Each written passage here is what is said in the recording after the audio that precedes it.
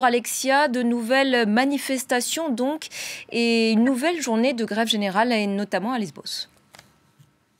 Effectivement, grève générale signifie que tout est fermé, les écoles, les administrations.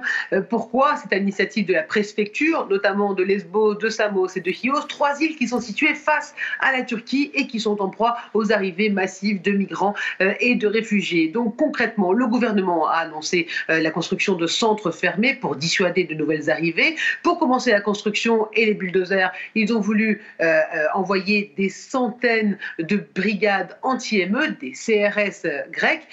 Pourquoi? Eh bien, pour affronter les insulaires. Les insulaires, donc les habitants de ces îles, ne sont pas contents, ils ne veulent pas de ces centres, ils considèrent que le gouvernement ne veut pas payer le coût politique de construire des centres dans le reste du pays et donc de désengorger les îles. Et c'est pour ça qu'il y a eu des affrontements des plus violents ces dernières 48 heures. Des tirs de gaz lacrymogène par les brigadiers anti-émeutes ont littéralement recouvert l'île d'un nuage de gaz lacrymogène. Et effectivement, la colère est toujours là, même si les CRS sont repartis ce matin. La grève générale, elle continue, la colère est pesante. Il faut dire que la situation pour les migrants et les réfugiés dans ces îles est absolument intenable, notamment à Lesbos. Ils sont 20 000 à tenter de survivre dans des conditions insalubres, sans toilettes, sans eau potable. Il y a beaucoup d'enfants qui ont été suivis maintenant psychologiquement parce qu'il y a des tentatives de suicide quotidiens. Et effectivement, tout ça fait que la situation est alarmante et que la solution n'existe toujours pas.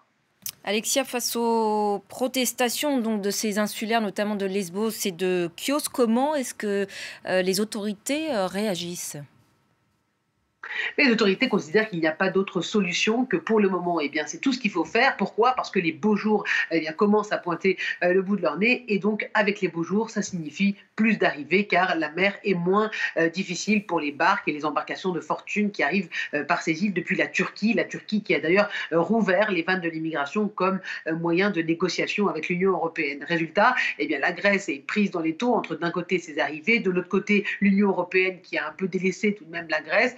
Le gouvernement considère qu'il ne veut pas seulement de l'argent de la Commission européenne, mais qu'il veut désengorger aussi la Grèce et que d'autres pays européens puissent prendre ces demandeurs d'asile justement pour répartir ce poids. Il n'y a donc pas de solution. Le gouvernement conservateur veut aller au bout.